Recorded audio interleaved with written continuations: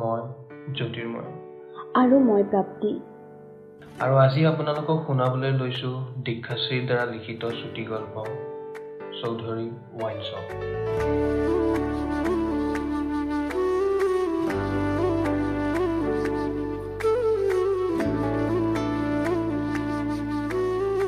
বতৰটো অলপ মুকলি দেখি ৰক্তিমে মনটো থিৰাং কৰিলে।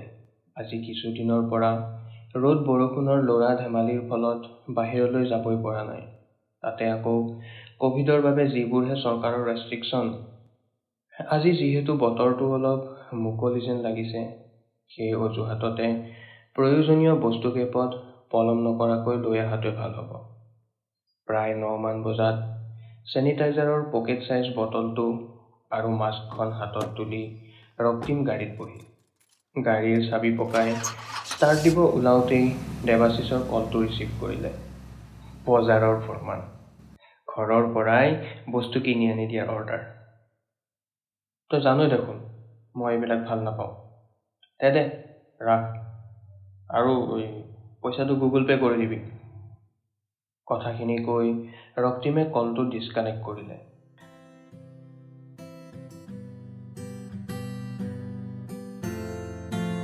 বজাৰত ভিৰ তেনেকৈ নাই। তথাপিও যি দুই এজন আছে ছ'চিয়েল ডিষ্টেঞ্চিঙৰ নামত আঁকি থোৱা দোকানৰ সন্মুখৰ চাৰ্কলকেইটাত থিয় হৈ বস্তু কিনি থকা দেখা গ'ল।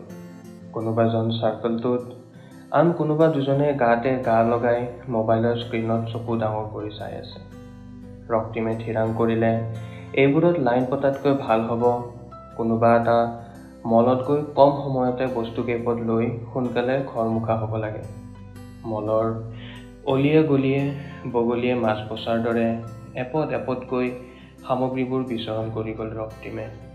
বাওঁহাতে হোৱাটছএপত খুলি লোৱা বজাৰৰ তালিকাখনৰ লগে লগে চকু দুটা সামগ্ৰীবোৰৰ গা বাগৰি থাকোঁতেই হঠাতে চিনাকি অচিনাকি অৱয়ব এটাত ৰলগৈ।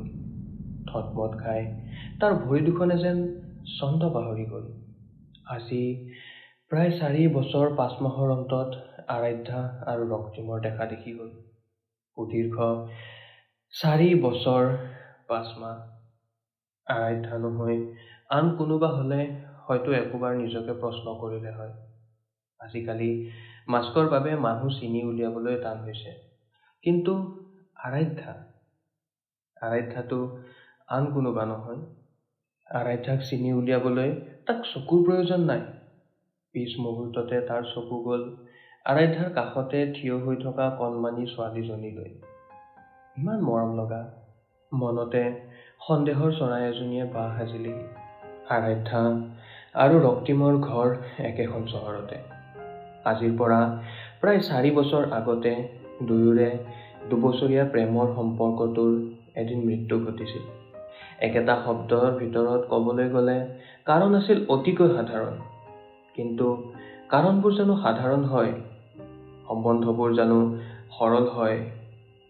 সম্বন্ধবোৰ সৰল হোৱা হ'লে হয়তো ৰক্তিম আৰু আৰাধ্যাৰ লগত যি হৈ গ'ল, ৰক্তিম আৰাধ্যাৰ দৰে আন হাজাৰজনৰ লগত যি হৈ গৈছে, সেয়া হয়তো নতুন নহয়, আৰু সেয়া হয়তো কেতিয়াও নহ'ল হয়। সম্বন্ধবোৰ মাথো সম্বন্ধ হোৱা হ'লে তাৰ অন্ত হয়তো কেতিয়াও নহ'লহেঁতেন।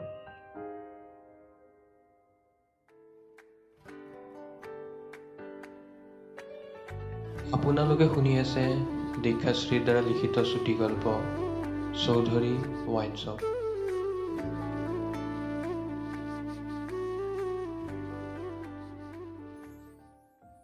ৰক্তিম নিচাসক্ত দ্ৰব্যৰ প্ৰতি আসক্ত হৈছিল। নিচাসক্ত দ্ৰব্য, এলকহল, মদ। আৰাধ্যাই এই অভ্যাসটো কোনো পধ্যে মানি ল'ব পৰা নাছিল। তাই নিজ চকুৰ আগত নিজ পৰিয়ালৰ সদস্যক নিঃশেষ হৈ যোৱা প্ৰত্যক্ষ কৰিছে। তেনে স্থলত জানি বুজি ৰক্তিমে সেই একেটা বাটেৰে খোজ লোৱাটো তাই কদাপি মানি ল'ব নোৱাৰে। প্ৰথমতে তাই সাধাৰণভাৱে ৰক্তিমৰ আগত এইবোৰৰ বিৰোধিতা কৰিছিল। প্ৰথমতে তাইৰ কথা ৰাখি সি কিছুদিন নিজকে এইবোৰৰ পৰা আঁতৰতো ৰাখিছিল। সময়ৰ লগে লগে ৰক্তিমে মিছাৰ লগত বন্ধুত্ব কৰিলে। আৰাধ্যাৰ অজ্ঞাতে কতটা ৰাতি পাৰ কৰিলে সি। মদৰ সৰু ডাঙৰ বটলবোৰৰ সৈতে। সত্য জানো সদায় লুকুৱাই থাকে। সিঁচি দিয়া শস্যই যেনেকৈ পোহৰ বিচাৰি কুঁহিপাত মেলে, তেনেকৈয়ে ৰক্তিমৰ মিছাবোৰো বেছিদিন লুকাই নাথাকিল।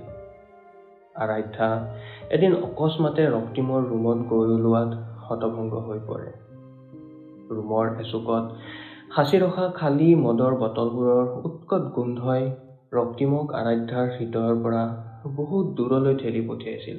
ৰক্তিমৰ কতনা কাকুতি মিনতিৰ পিছত, সিহঁতৰ মাজৰ সম্বন্ধটোৰ দোহাই দিয়াৰ পিছত তাই ৰক্তিমক নিজকে শুদ্ধ পথলৈ আহিবলৈ আৰু এটা সুযোগ দিছিল।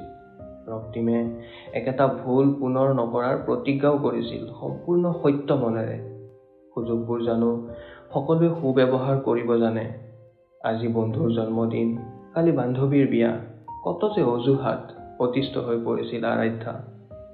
অৱশেষত সিহঁতৰ মাজৰ সম্বন্ধটো শেষ কৰাৰ প্ৰস্তাৱ দিছিল তাই। আৰাধ্যাৰ এই সিদ্ধান্ত কঠোৰ আছিল যদিও তাই আন একো উপায় বিচাৰি উলিয়াব পৰা নাছিল। মাদক দ্ৰব্যই ৰক্তিমক সম্পূৰ্ণ গ্ৰাস কৰি পেলোৱাটো, তিল তিলকৈ নিজৰ ভালপোৱাজনক ধ্বংস হৈ যোৱাটো তাই চাই থাকিব নোৱাৰে। ৰক্তিমক এইবোৰৰ পৰা আঁতৰত ৰাখিবৰ কাৰণে তাই সাধ্যৰ সকলোখিনি কৰিছিল। অৱশেষত বিফল হৈ নিজে ৰক্তিমৰ পৰা আঁতৰি আহিবলৈ বাধ্য হৈছিল। সেই মুহূৰ্তত ৰক্তিমে কথাবোৰ বেলেগ ধৰণে বুজিছিল। আৰাধ্যাৰ এই নিষ্ঠুৰ সিদ্ধান্তৰ আঁৰৰ মূল কথাখিনি বুজি পাওঁতে বহুত পলম হৈ গৈছিল তাৰ। বিচ্ছেদৰ অগ্নিত জ্বলি আৰাধ্যাক হেৰুৱাই সি জীয়াই থকাৰ বাট হেৰুৱাই পেলাইছিল। নিসংগতা আৰু বেদনাক আঁতৰত ৰাখিবলৈ নিচাসক্ত দ্ৰব্যক আঁকোৱালি লৈছিল। আৰাধ্যাৰ বিচ্ছেদ যেন তাৰ বাবে সুযোগ আছিল, নিচাসক্ত দ্ৰব্যৰ তাৰ সেই প্ৰাচীন পৃথিৱীখনলৈ উভতি যোৱাৰ। এইবাৰ তাৰ হাতত কাৰণ আছিল মদ খোৱাৰ।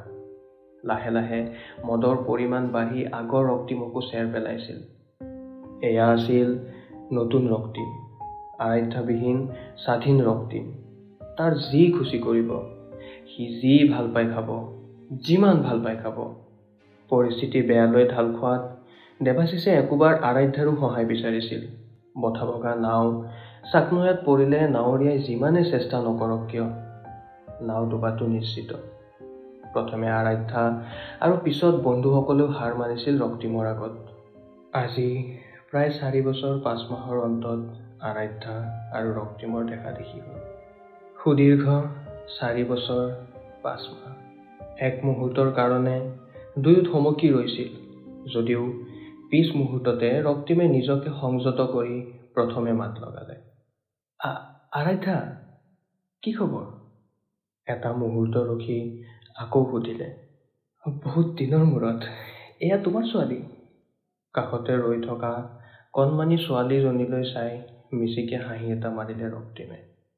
অহ ৰক্তিম, ভাল ভাল, তোমাৰ? মোৰ এই ছোৱালী। কণমানিজনীৰ হাতখন দাঙি আৰাধ্যাই পুনৰ ক'লে। মামাক হাই কোৱা। বৰ মৰম লগাজনী হৈছে, খাইলাখ মাকৰ দৰে ধুনীয়া। কথাষাৰ কৈ ৰক্তিমে আৰাধ্যাৰ চকুলৈ চালে। 4টা বছৰৰ লুকাই থকা আৰাধ্যাৰ অভাৱ ৰক্তিমৰ চকু দুটাত হেতা ওপৰা কৰি স্পষ্ট হৈ ফুটি উঠিল। কিবা এটা নজনা কাৰণত আৰাধ্যাই তাৰ চকু দুটাক আওকাণ কৰিব নোৱাৰিলে। এটা পলৰ বাবে তাইৰ জানিব মন গ'ল, এসময়ৰ চিনাকি সেই হৃদয়খনত এতিয়া কাৰ নামত ধুমুহা বলে। সুধিব মন গ'ল বহুতো আত্মীয় কথা, কিন্তু শব্দবোৰে কণ্ঠ পাৰ কৰিব নাপাওঁতেই ভেটা দি ধৰিলে তাই। সময়ৰ খোজবোৰত আৰাধ্যা আগবাঢ়ি গৈছিল যদিও ৰক্তিমে তাৰ অতীতটোক মচি পেলাব পৰা নাছিল। প্ৰেক্টিকেলিটি সি বুজিছিল, সি প্ৰেক্টিকেল স্বভাৱৰে হয়। তথাপিও সকলো জানিও সকলো বুজিও সি অসমৰ্থ আছিল। তাৰ এটা সময়ৰ ভালপোৱা আৰাধ্যাৰ স্মৃতিৰ আগত সি মূৰ দোৱাইছিল, সহবাস কৰিবলৈ শিকিছিল অতীতৰ লগত। সি জানে আৰাধ্যাক সি চিৰকাললৈ হেৰুৱাই পেলাইছে। সি বিশ্বাস কৰে ভালপোৱাৰ অৰ্থ আৰাধ্যাক পোৱা নহয়। আৰাধ্যাৰ ভালপোৱা এডাল বিশাল বৃক্ষৰ দৰে, যাৰ ছাট আৰাধ্যা নাথাকিলেও সি জিৰাব পাৰে। আৰাধ্যাৰ ভালপোৱা তাৰ বাবে মুক্তি, স্বাধীনতা। বজাৰ কৰা হ'ল যদি ব'লা। ক'ৰবাত কফি একাপ খাওঁ। ইমান বছৰৰ মূৰত লগ পাইছোঁ। We have so' much to catch up. আৰু মোৰ এই কিউট ভাগিনজনীৰ লগত ভালকৈ চিনাকি হ'ব লাগিব নহয়। কফি এক কাপৰ প্ৰপ'জেলটো আৰাধ্যাই অৱজ্ঞা কৰিব নোৱাৰিলে। কিছু সময়ৰ পিছতে তিনিও কেফে কফিডেৰ ভিতৰত বহিলগৈ। দুয়ো পক্ষৰে মনত বহুতো প্ৰশ্নৰ উদ্যোগ হ'ল, যদিও সেইবোৰ মনতে লুকুৱাই ৰাখি কোনো কালৰ বেষ্ট ফ্ৰেণ্ডে বহুত বছৰৰ মূৰত লগ পোৱাৰ দৰে বাৰ্তালাপ কৰিলে। কিছু সময়ৰ বাবে সিহঁতে হয়তো পাহৰি গৈছিল ভালপোৱা, মদ, ব্ৰেকআপ আদিৰ কথা। কিছু সময়ৰ বাবে যেন সৰল হৈ পৰিছিল সিহঁতৰ সম্বন্ধটো। পৃথিৱীৰ কৃত্ৰিমতাৰ পৰা আঁতৰত এটা সৰল বুজাবুজিৰ সম্পৰ্ক। ভালপোৱা, বন্ধুত্ব, হয়তো সিহঁতে নাম দিব নোৱাৰিব। আৰাধ্যাই হাঁহিবোৰৰ মাজে মাজে কৈ গৈছিল 4টা বছৰৰ নিজৰ, তাইৰ বন্ধুসকলৰ, পৰিয়ালৰ বিভিন্ন কথা, বিভিন্ন ঘটনা। ৰক্তিমে লাগি চাই গৈছিল। আৰাধ্যাৰ মুখৰ প্ৰতিটো ভংগীমা তুলনা কৰি চাইছিল তাৰ স্মৃতিত জীয়াই থকা অতীতৰ আৰাধ্যাৰ সৈতে। হঠাতে আৰাধ্যাই ৰক্তিমৰ নামটো লৈ স্তব্ধ হৈ পৰিল। দুয়োৰে চকুত চাই অবাক হৈ ৰ'ল। আৰাধ্যাই মনতে ভাবিলে, ৰক্তিম জানো এতিয়াও সেই মদ খাই নিজকে পাহৰি থকা ৰক্তিম হৈ আছে, নে এটা সময়ত মই বিচৰাৰ দৰে দায়িত্বশীল হৈ উঠিছে। স্বাস্থ্যটো আগতকৈ ভাল হৈছে, মুখখনো কুল হৈছে। ৰক্তিম নিশ্চয় সলনি হৈছে। তাইৰ মনত ৰক্তিমৰ বাবে শুভাকাংক্ষা জাগিল। ইমান পৰে নিস্তব্ধ হৈ আৰাধ্যাক শুনি থকা ৰক্তিমে মনতে প্ৰশ্ন কৰিলে, তুমি সুখী নে? প্ৰায় 2 ঘণ্টাৰ অন্তত যেতিয়া কণমানিজনীয়ে আমনি কৰিলে, তেতিয়া কাৰফিউ আৰম্ভ হ'বৰে হৈছিল। খৰধৰকৈ ৰক্তিমে আৰাধ্যাক কিছু আগুৱাই দিম বুলি গাড়ীত উঠালে। উভতি অহাৰ সময়ত কিবা এটা কোৱাৰ মানসেৰে দুয়োকে কেইবাবাৰো চালে। কোনোজনেও কিন্তু এটাও শব্দ উচ্চাৰণ নকৰিলে।